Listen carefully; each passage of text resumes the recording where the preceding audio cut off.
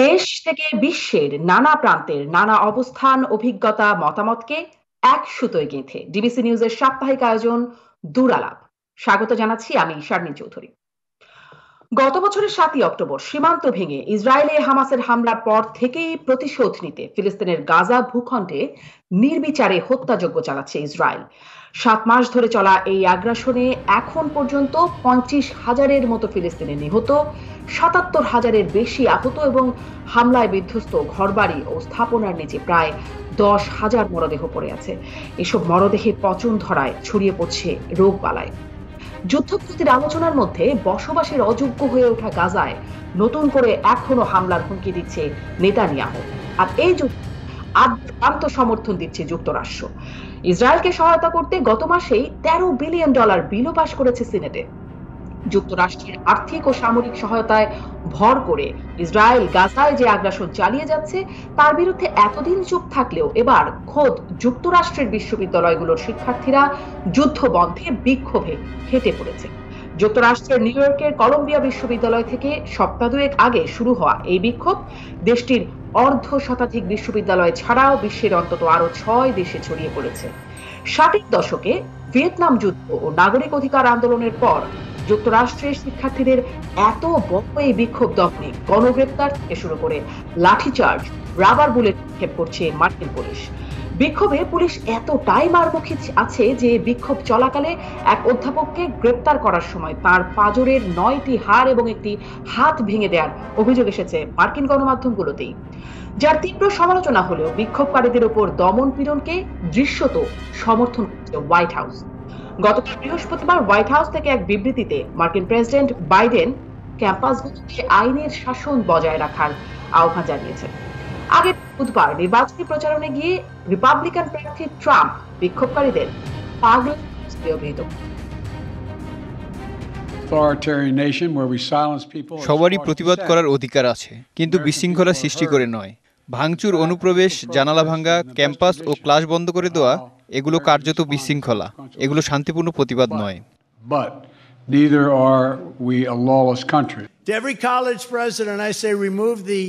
প্রতিটি কলেজের প্রেসিডেন্টদের আমি বলতে চাই, দ্রুত এসব কট্টরপন্থীদের সরান এবং সাধারণ শিক্ষার্থীদের সাথে ক্যাম্পাস নিরাপদ করুন। আমি কলাম্বিয়া ও অন্যান্য কলেজে আন্দোলনরত এসব পাগল ও হামাসের সমর্থকদের চিনি না। কোথা থেকে এলো তারা?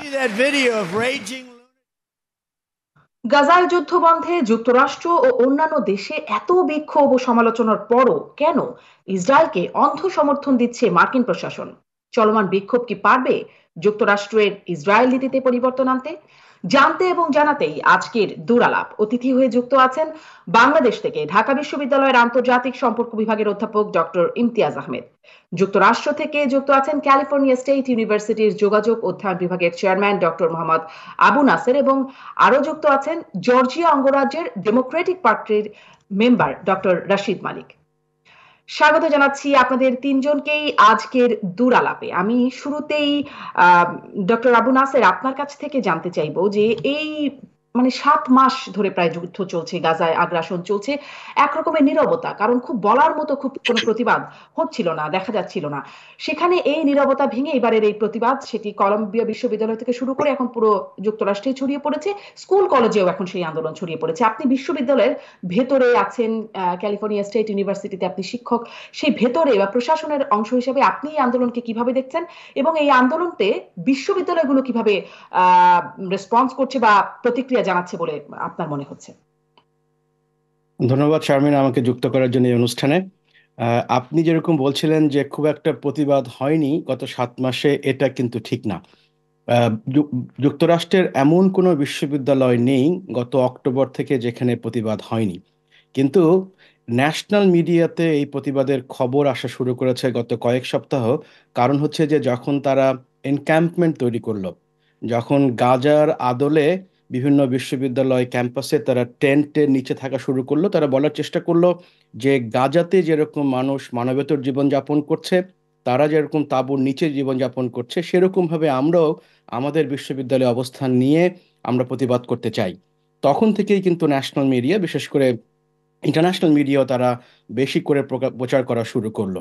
আপনি যদি লক্ষ্য করেন গত ৭ মাসে কেবল বিশ্ববিদ্যালয়গুলোতেই নয়, বিভিন্ন সিটি কাউন্সিলের মিটিংয়ে অনেক প্রতিবাদ হয়েছে। আমি অপেক্ষাকৃত একটা ছোট শহরে থাকি, যুক্তরাষ্ট্রের ক্যালিফোর্নিয়ার বেকার্সফিল্ড শহরে।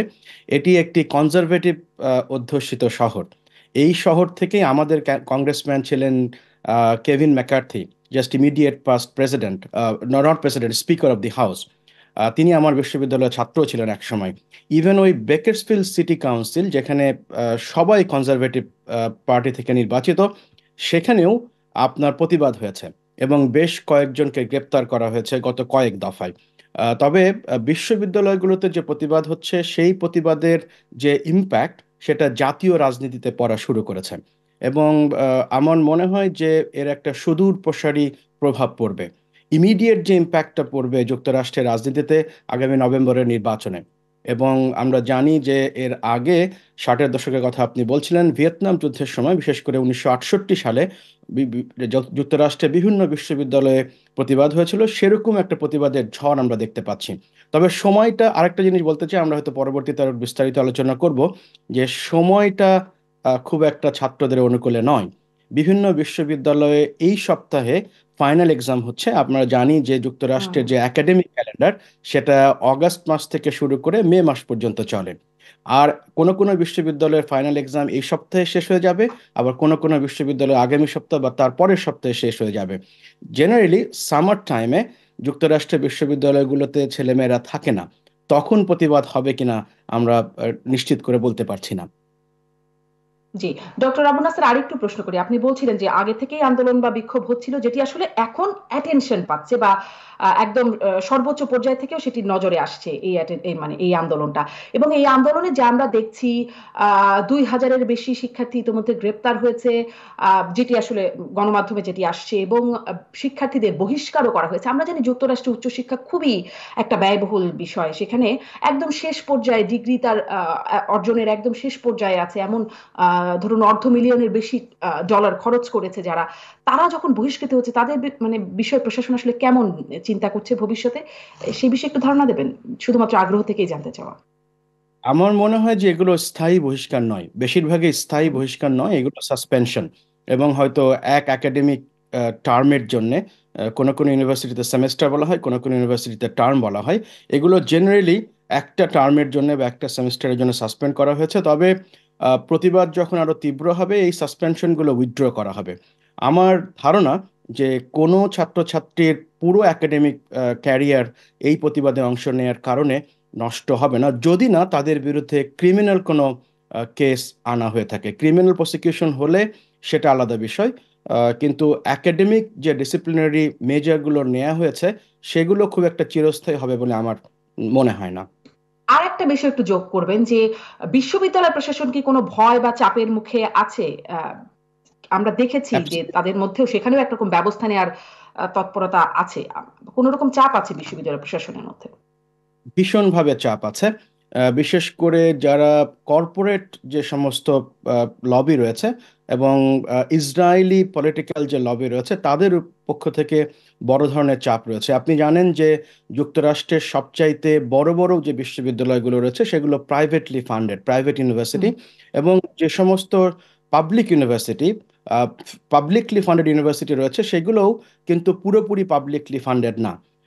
যেমন আমি একটা উদাহরণ দিয়ে বলি, যে হার্ভার্ড বিশ্ববিদ্যালয় সারা পৃথিবীর আপনার হয়তো 1 বা 2 নম্বর ইউনিভার্সিটি বলা হয়ে থাকে বিভিন্ন র্যাঙ্কিংয়ে। সেই ইউনিভার্সিটির $50 বিলিয়নের উপরে এন্ডাওমেন্ট রয়েছে। এন্ডাওমেন্ট হচ্ছে ওই বিশ্ববিদ্যালয়ের একটা ইনভেস্টমেন্ট ফান্ড রয়েছে। তারা $50 বিলিয়ন ইনভেস্ট করছে বিভিন্ন ক্ষেত্রে। এবং ওই এন্ডাওমেন্টটা কিন্তু তারা সংগ্রহ করেছে বিভিন্ন ব্যক্তির কাছ থেকে, জেনারেলি ব্যক্তি, প্রতিষ্ঠান এবং আপনার ফাউন্ডেশন, এসব এরা যারা ওই এন্ডাওমেন্টের পার্ট আছে, যারা টাকা এর আগে দিয়েছে, তাদের একটা চাপ রয়েছে। বিশ্ববিদ্যালয়, আমি যেরকম বলছিলাম, পাবলিকলি ফান্ডেড ইউনিভার্সিটিগুলো, ধরুন আমার বিশ্ববিদ্যালয় একটা সরকারি বিশ্ববিদ্যালয়, ক্যালিফোর্নিয়া স্টেট ইউনিভার্সিটি বেকারসফিল্ড। আমার বিশ্ববিদ্যালয়ের যে বাজেট, সেই বিশ্ববিদ্যালয়ের এই বিশ্ববিদ্যালয়ের বাজেটের 40% শুধুমাত্র স্টেট অফ ক্যালিফোর্নিয়া থেকে আসে। বাকি কিন্তু বিভিন্ন সোর্স থেকে, এর মধ্যে অনেক প্রাইভেট ফান্ডিং রয়েছে, সেখান থেকে আসে।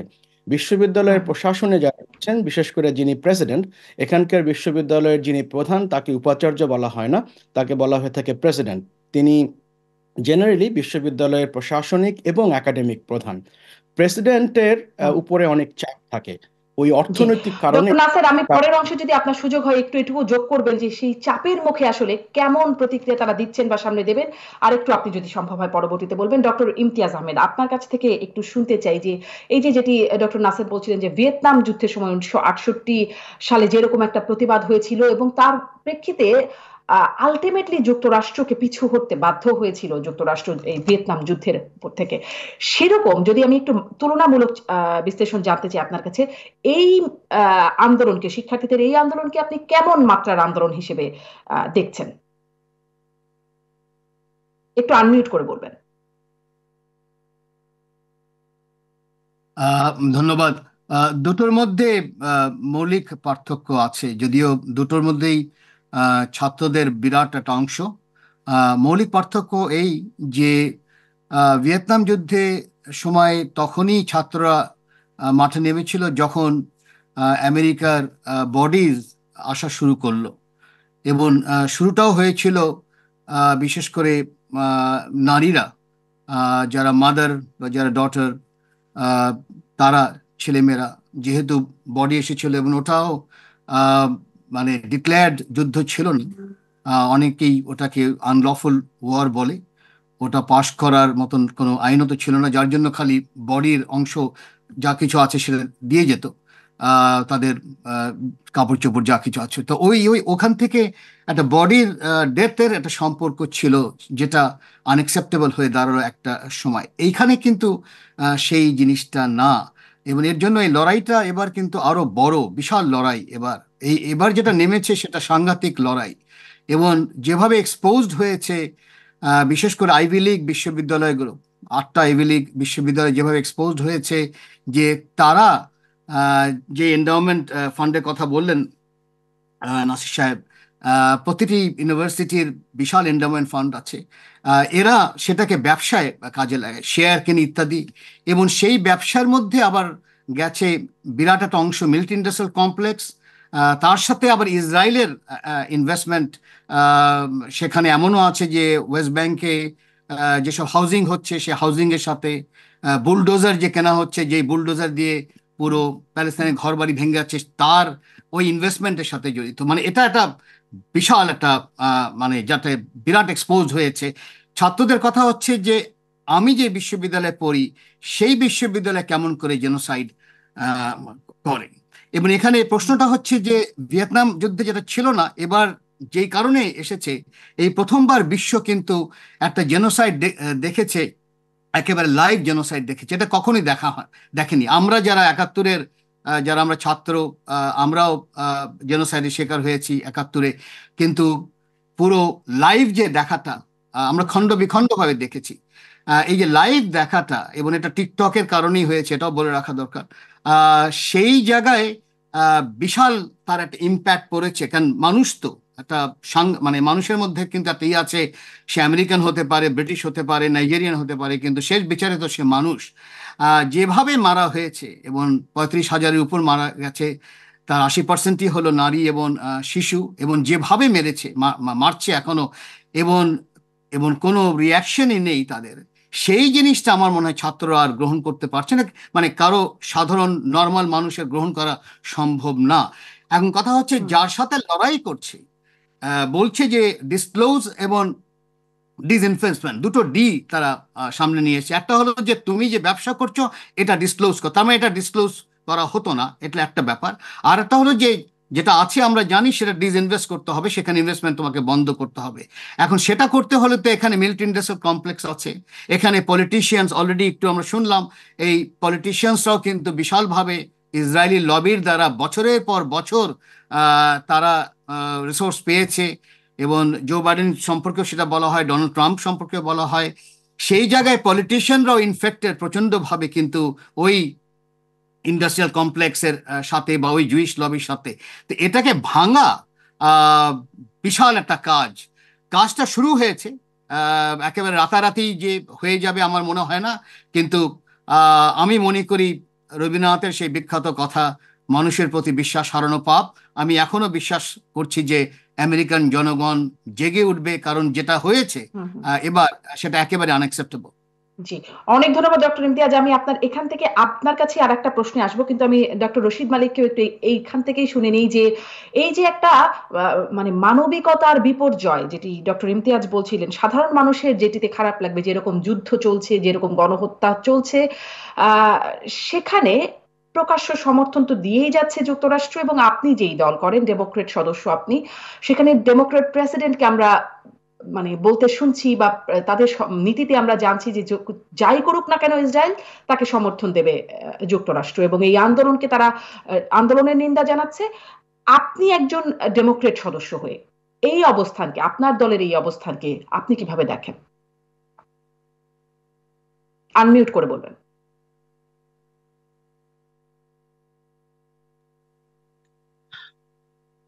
আমি একটা উদাহরণ দিব।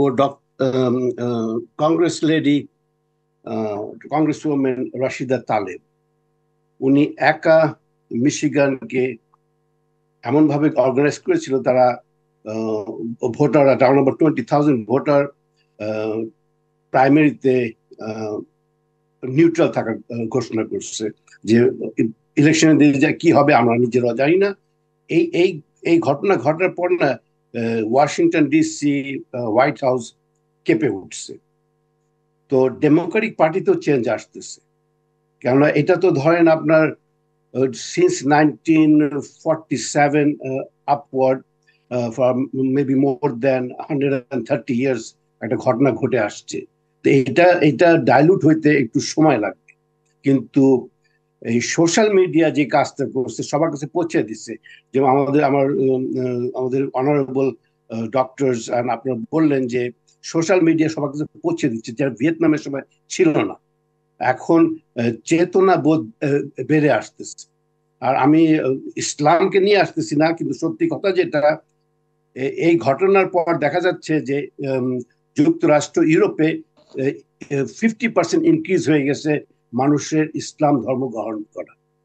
তা ইসলাম ধর্মকে তারা ভয় পাইতেছে। ইসলাম ধর্মকে ভয় পাওয়ার কিছু নাই। যারা সাদা মুসলমান হচ্ছে তারা তো কোনো কিছু কারো ক্ষতি করতেছে। তো আমরা ডেমোক্রেটিক পার্টির মেম্বাররা আস্তে আস্তে চেঞ্জ হচ্ছে, আর এই চেঞ্জটা অ্যাকসেপ্ট করে নেওয়াই বেটার আমাদের জন্য। কেন আমরা ন্যাচারালি যে প্রোগ্রেশনটা হয় ওটাকে হতে দাও, ওটাকে বাধা দিও না। বাধা দিলেই তখন সবার ক্ষতি হয়, ভায়োলেন্স যেটা হয় ওটা তৈরি হয়। যেমন আমাদের প্রেসিডেন্ট বাইডেন বলতেছিল, you have the right to protest but you cannot be violent. And violent definition ki physical violence or psychological violence. I feel that American citizens are violated psychologically 24 hours. আমরা যখনই social media খুলি দেখি কি ছোট ছোট শিশু বাচ্চারা মারা যাচ্ছে। এটা কি আমরা কি মেনে নিতে পারি মানুষ হিসাবে? ডক্টর ইমতিয়াজ যে বললো, নাইজেরিয়ান হোক, আমেরিকান হোক, ইউরোপিয়ান হোক, মানুষ হিসাবে এটা আমরা মেনে নিতে পারতেছি। ভিয়েতনাম থেকে এই পার্থক্যটা হয়ে গেছে। হ্যাঁ, সামার আসলে সব থেমে যাবে, কিন্তু একটা বাটনের ক্লিকে সেপ্টেম্বর আবার সব জেগে উঠবে। এটা পাওয়ার অফ সোশ্যাল মিডিয়া। এই জন্য মানে আপনারা যারা দলের সদস্য আছেন, একদম তৃণমূল থেকে শুরু করে একদম সর্বোচ্চ পর্যায়ে, সেখানে আপনারা বলছেন একটা পরিবর্তন ধীরে ধীরে আসছে, কিন্তু আপনারা কি কোনো মুভমেন্ট করছেন? শিক্ষার্থীরা, বিশ্ববিদ্যালয় প্রশাসন বা বিভিন্ন সেক্টরে এখন আন্দোলন হচ্ছে, আপনারা কি দলের মধ্য থেকে কোনো আন্দোলন বা কোনো প্রতিবাদ জানাচ্ছেন? দলের মধ্যে আন্দোলন হচ্ছে সাইলেন্ট আন্দোলন যেটা বলি আমরা। ধরেন আমি আপনাকে বলতে পারি, আমি ক্যাম্পেইনের সাথে জড়িত ছিলাম 2020-তে। জর্জিয়া একটা রেড স্টেট ছিল, ওখানে আমরা প্রেসিডেন্সিয়াল ক্যান্ডিডেটকে ইলেক্ট করছি, 2টা সিনেটরকে ইলেক্ট করছি। তার মধ্যে আমার হিসাব অনুযায়ী 50,000 বাঙালি ভোট দিয়েছে। এই 50,000 জন সাথে কথা বলেন, দেখবেন যে 99% বলছে আমরা কোনো ভোটই দেব। তো তখন জর্জিয়ার অবস্থা কি হবে? মিশিগানের অবস্থা তাই হচ্ছে। তো চেঞ্জেস আর কামিং। আর আপনি যেটা বলেন যে মানুষ জাগরণ হচ্ছে কিনা, ওইটা হিসাব করবেন অ্যালগোরিদম দিয়ে, সোশ্যাল মিডিয়া অ্যালগোরিদম। একটা যে কিছু আসে, ওটাতে কতগুলো পজিটিভ ক্লিক আসে, কতগুলো নেগেটিভ ক্লিক আসে, ওই রিয়াকশনটা আমাদের হিসাব করতে হবে। আমি আপনি ওগুলো তো সরাসরি পাই না, কিন্তু যারা পাবার তারা ঠিকই পাচ্ছে, এই জন্য তারা কেঁপে উঠতেছে। তখন ডক্টর রাশিদ মালিক, সেটা তো আমরা সামনে দেখছি সোশ্যাল মিডিয়ায়, কিন্তু আমি জিজ্ঞাসাটা এই জন্যই করছিলাম যে দলের ভেতরে বা রাজনীতির ভেতরে কেন সাইলেন্ট? এত বড় যদি মানবিক বিপর্যয় আপনারা দেখেন, কেন সাইলেন্ট সেখানে? সেটা একটা প্রশ্ন। একটা বিরতিতে যাই, এই নীতির পরিবর্তন নিয়ে আরেকটু কথা বলতে চাই যে যুক্তরাষ্ট্রের ইসরায়েল নীতিতে এইরকম আন্দোলন আসলে কতটা পরিবর্তন আনতে পারবে। একটা বিরতির পর ফিরছি দূরালাপে। ফিরে এলাম দূরালাপে। যেই প্রসঙ্গটিতে ছিলাম ডক্টর রাশিদ মালিক, আপনার কাছ থেকে আবার ছোট্ট করে ওই অংশটা শুনতে চাই যে যেটি আপনি বলছিলেন আপনার দলের প্রেসিডেন্টের অবস্থান, তিনি এই যেখানে শিক্ষার্থীরা বলছেন যে গণহত্যা বন্ধে যুক্তরাষ্ট্রের সমর্থন বন্ধের দাবি জানাচ্ছেন, এই আন্দোলনেরও নিন্দা করছেন বাইডেন। তাদের নীতি তো পরিষ্কার, শুধু বাইডেনই না, আমরা ট্রাম্পকেও বলতে শুনছি এই আন্দোলনকারীদের পাগলাটে বলছেন, তিনিও নিন্দা জানাচ্ছেন আন্দোলনের।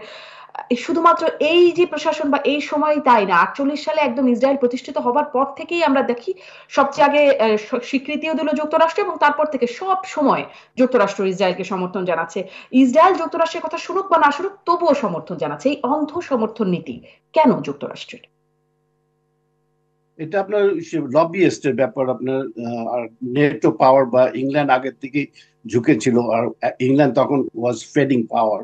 তো ইংল্যান্ড তার পারসুয়েসিভ পাওয়ার ইউজ করছে আমেরিকাকে কনভিন্স করার জন্য যে আমাদের এখানে ইসরায়েল দরকার।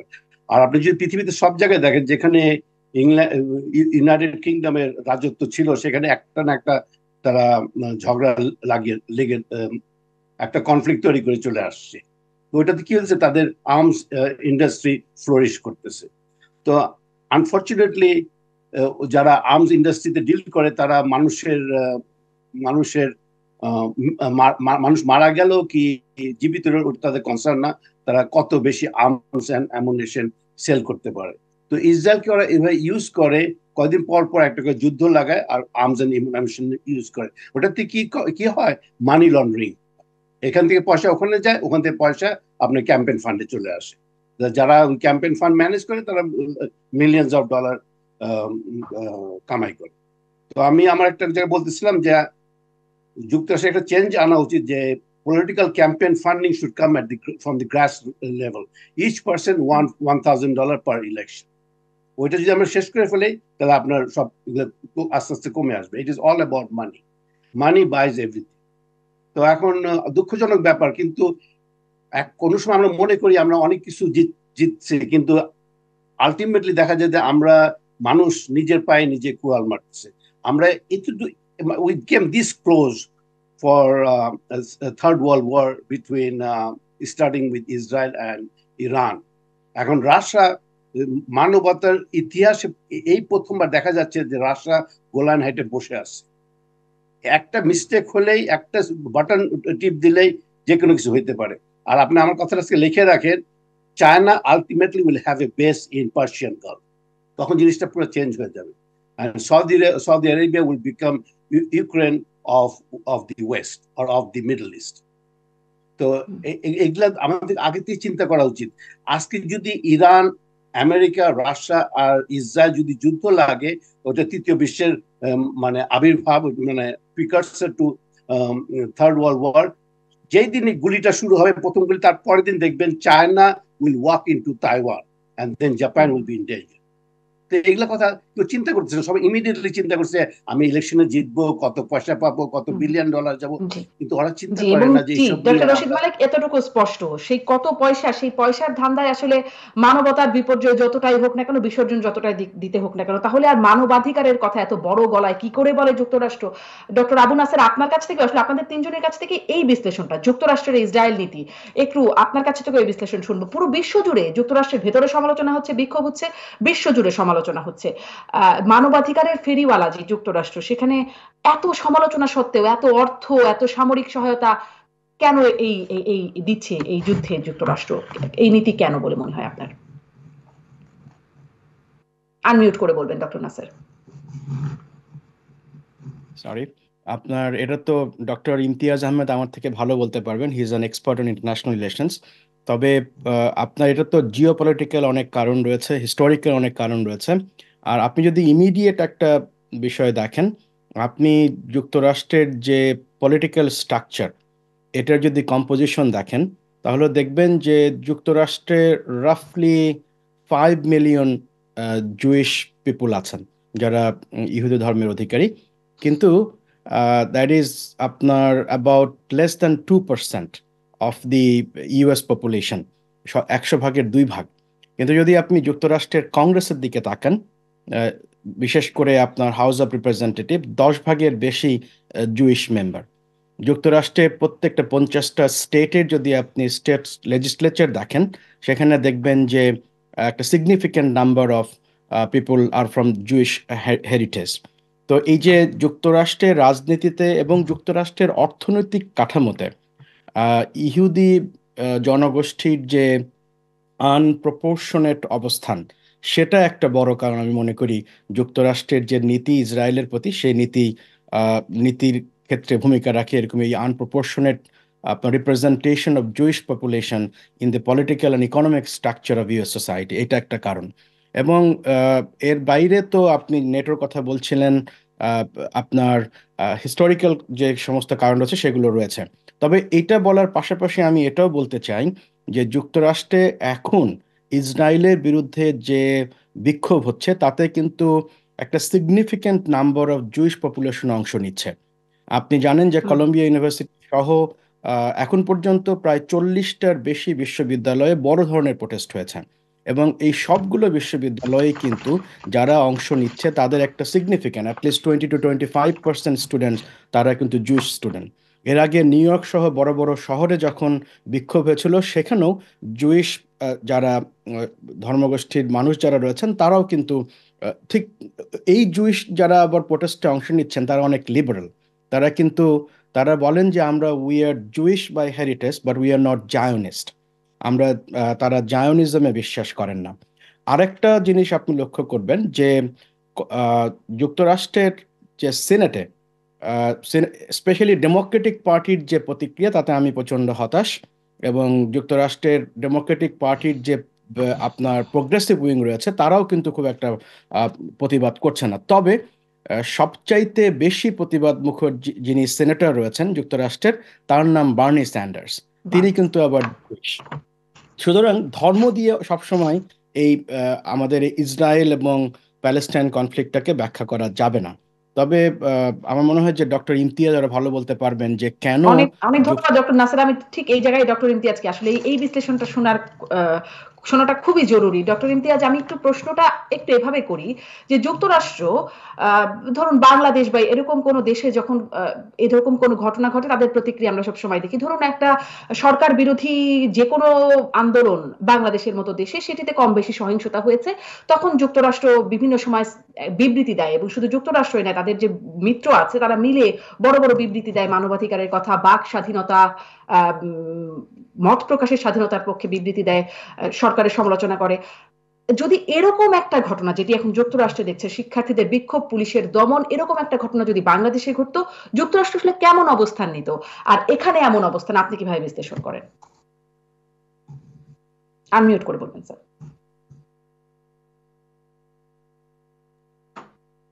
আসলে শুধু জুসদের দিয়ে ব্যাখ্যা করা যাবে না, যদিও ভালোই বলেছেন যে লেস দেন 2%। আমি একটু পিউ রিসার্চটা দেখছিলাম, ফিগারটা যেহেতু ভুলে গিয়েছিলাম। সেখানে দেখা গেছে যে আমেরিকায় খ্রিশ্চান যারা জায়নিজমে বিশ্বাস করে, অন্য কথায় যারা বিশ্বাস করে যে ইসরায়েল মানে ঈশ্বরই জুইশ পিপলদের দিয়েছে, ওটাই হলো জায়নিজম, তার পার্সেন্টেজ 55%। মোর দেন জুজরা বিশ্বাস করে মাত্র 40%। ইন্টারেস্টিং, কিন্তু 55% অফ দ্য খ্রিশ্চানস বিলিভ করে যে ইসরায়েল যা এটা জুজদের জন্য দেওয়া হয়েছে। এখানেই মানে সমস্যাটা দাঁড়িয়ে গেছে। এবং জনগণের খ্রিশ্চানের ধর্মের মধ্যে বিরাট একটা জায়নিজমের অংশ আছে। এমনকি জো বাইডেনের একটা ভাইরালও হয়েছে, সে নিজেই বলেছেন আই এম আ জায়নিস্ট। উনি জেনে শুনে বলেছেন না ফান পাওয়ার জন্য বলেছেন, সেটা অন্য কথা। যার জন্য ওইভাবে যদি আমি দেখি, জুজদের ক্ষমতা শুধু ইসরায়েলের ক্ষমতা শুধু জুজদের মধ্যে না, সেখানে খ্রিশ্চান জায়নিজমের মধ্যেও রয়ে গেছে। তারপরে যেটা হয়েছে যে মিলিটারি ইন্ডাস্ট্রিয়াল কমপ্লেক্স, মনে রাখতে হবে যে সেই বহু আইজেনহাওয়ার, উনি নিজেই মানে যিনি প্রেসিডেন্ট আইজেনহাওয়ার নিজেই আর্মির জেনারেল ছিলেন, তিনি তার ফেয়ারওয়েল ভাষণে কিন্তু এই মিলিটারি ইন্ডাস্ট্রিয়াল কমপ্লেক্সকে করে বলেছিলেন যে তোমরা এটাকে যদি না সামলাতে পারো তাহলে কিন্তু তোমাদের ভবিষ্যৎ আরো খারাপ হবে। তো সেই কবেকার কথা, 50s এর কথা। এই মিলিটারি ইন্ডাস্ট্রিয়াল কমপ্লেক্সটা বিশাল, কারণ পুরো প্রোডাকশন কিন্তু অর্থনীতি, যার মানে যেই কারণে এইবার যে এক্সপোজড হয়ে গেল বড় বড় বিশ্ববিদ্যালয়, যে তার সাথে মিলিটারি ইন্ডাস্ট্রি কমপ্লেক্স জড়িত, তার সাথে ওয়েপন্স ইন্ডাস্ট্রি জড়িত, তারা শেয়ার কিনছে লকহিড মার্টিনে, না হলে একেবারে কি বলা হয় এই যে সিসকো থেকে শুরু করে বিভিন্ন যে কোম্পানিগুলো আমরা জানি যারা অস্ত্র বানায়। এখন কথাটা হচ্ছে যে এটাকে ডিসম্যান্টেল কিভাবে করবে। এবং আমরা শুনি এবার এই যে সেদিনকে গত সপ্তাহে আমরা দেখলাম যে বিশাল একটা অংশ ইউক্রেনকে দেওয়া হলো, তাইওয়ানকে দেওয়া হলো, ইসরায়েলকে দেওয়া হলো। এটা কিন্তু ওই ডলারটা কিন্তু ইউক্রেনে যাচ্ছে না, এটা খেয়াল রাখতে হবে। ডলারটা যাচ্ছে মিলিটারি ইন্ডাস্ট্রিয়াল কমপ্লেক্সে, আছে পয়সাটা ইউক্রেনকে দিতে হবে। এবং এক হিসাবে দেখা গেছে যে অলরেডি যেই পরিমাণে পয়সা দেওয়া হয়েছে ইউক্রেনকে, 30% অফ তার জমি, তার ল্যান্ড ইউক্রেনের অলরেডি আমেরিকার বিভিন্ন প্রাইভেট কোম্পানির হাতে চলে গেছে, 30% অফ দ্য ল্যান্ড। তার মানে হচ্ছে যে ভবিষ্যতে যেই সরকারই আসুক না কেন তার বড় আকারেই কিন্তু মীমাংসা এটাকে করতে হবে।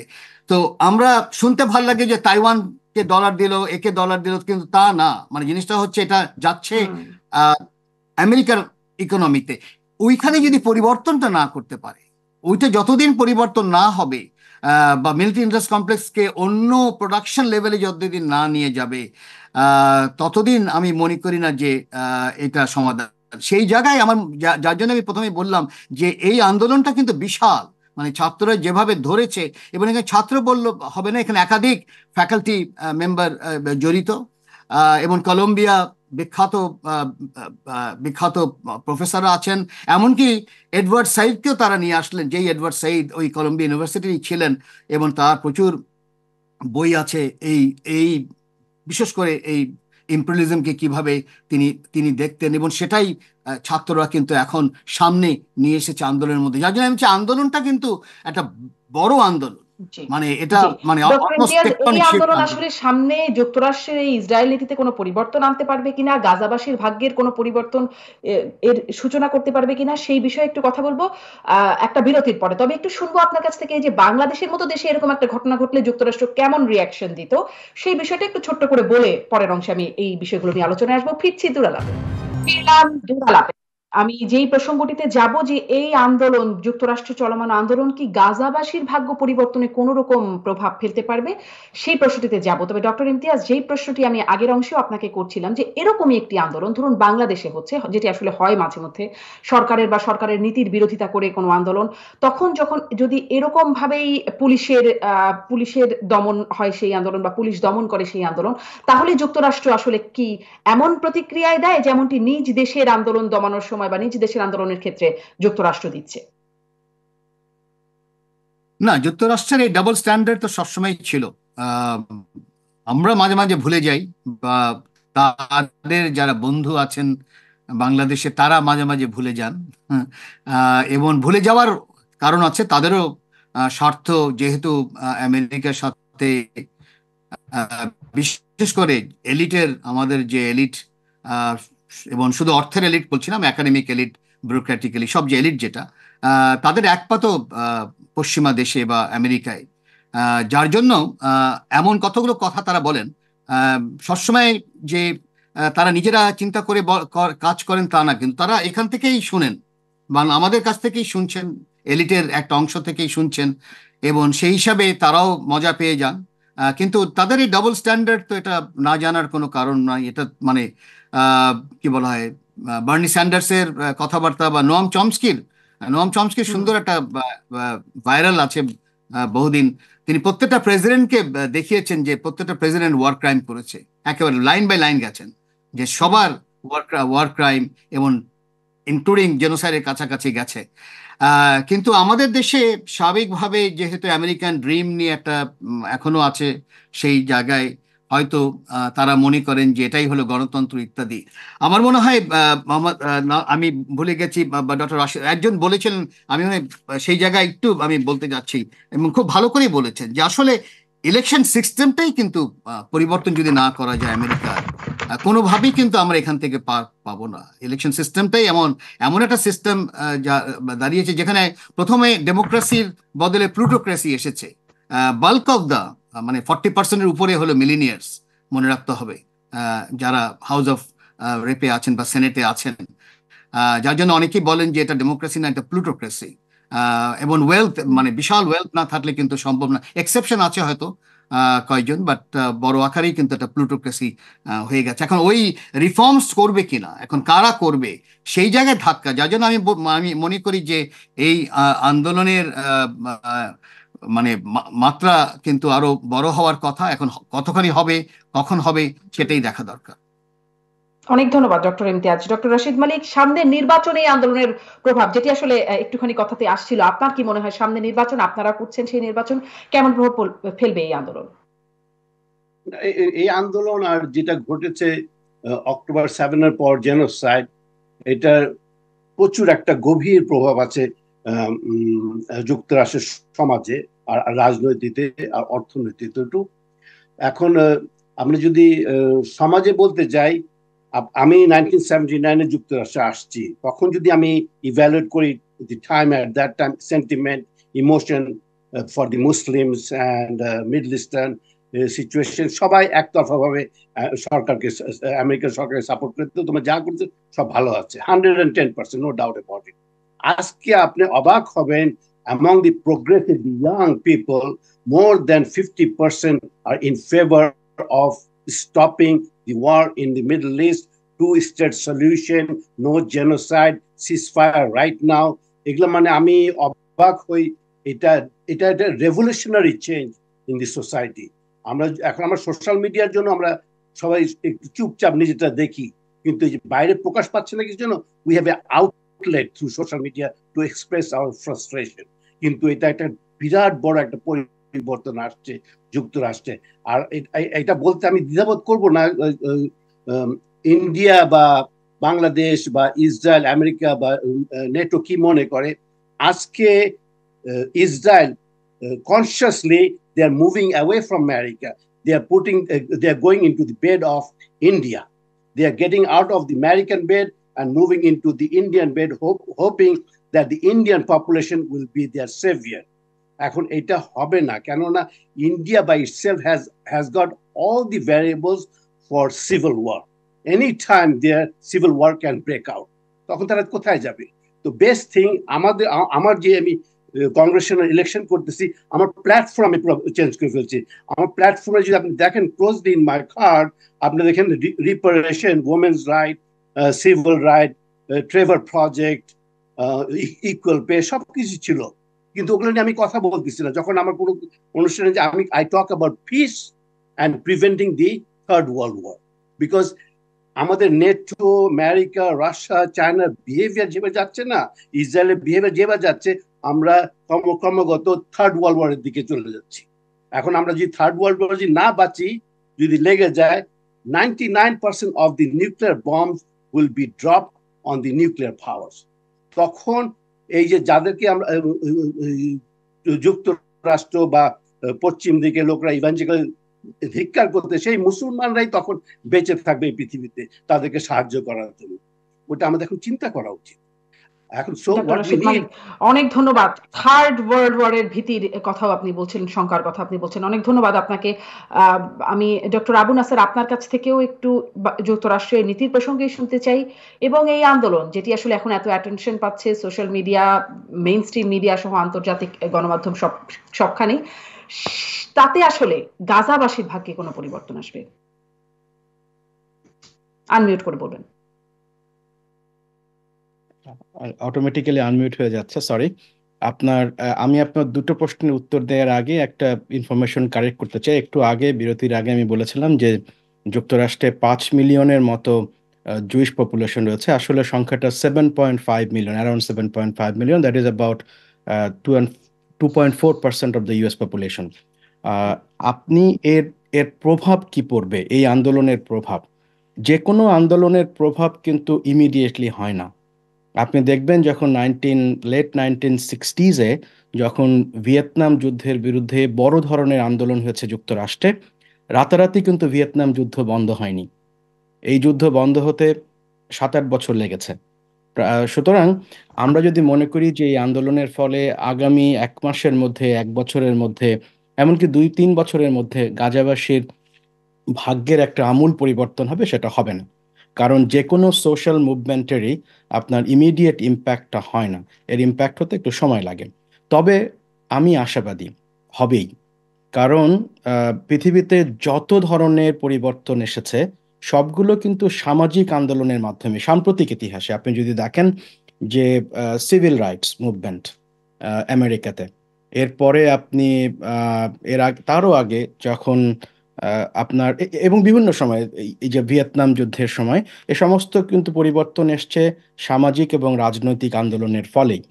এই যে যুক্তরাষ্ট্রে এখন যে ইসরায়েলের বিরুদ্ধে যে একটা আন্দোলন হচ্ছে, সেটার একটা প্রভাব হচ্ছে যে